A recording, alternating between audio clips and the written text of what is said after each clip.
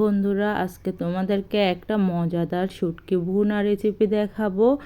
এই ভুনা শুটকিটা যাদের মুখে রুচি নাই, ভাত খেতে ইচ্ছে করতেছে না, এই ভুনা শুটকিটা যারা বানিয়ে খাবে নিমিষে প্লেটের ভাত শেষ হয়ে যাবে। এত মজা একটা শুটকি, না বানালে বুঝতে পারবেন না। তো আসসালামু আলাইকুম আফুরা ভাইয়ারা, সবাই কেমন আছেন? দূরে কাছে যে যেখান থেকে দেখতেছেন, আল্লাহর রহমতে সবাই ভালো আছেন। আলহামদুলিল্লাহ, আমরাও ভালো আছি, আমার ফ্যামিলির সবাই ভালো আছে। তো আজকে আপনাদের সাথে আমি চাপা শুটকির ভুনা রেসিপি শেয়ার করব। তো চলেন দেখে আসি আজকে শুটকি ভুনাতে কী কী লাগবে। এই যে আমি এখানে চাপা শুটকি নিয়ে নিয়েছি, তো এখানে পেঁয়াজ কাটে নিয়েছি, তো এখানে গোটা রসুন নিয়েছি, মাঝখানে ফালি ফালি করে নিয়েছি রসুনগুলোকে।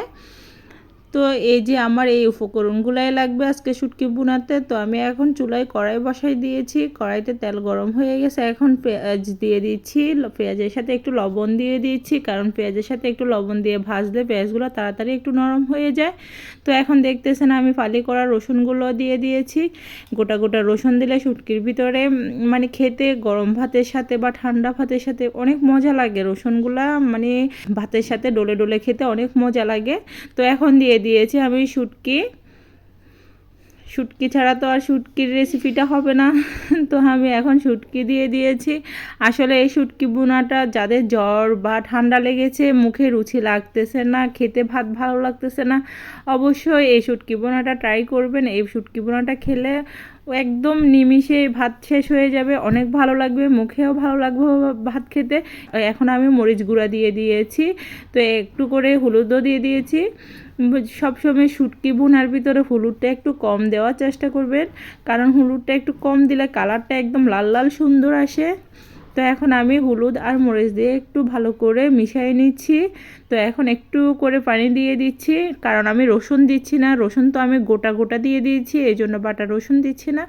তো এই যে এইটুকুই উপকরণ দিয়ে আজকে আমার এই শুটকি ভুনাটা রেডি হয়ে যাবে। তো দেখতেছেন প্রায় হয়ে আসছে।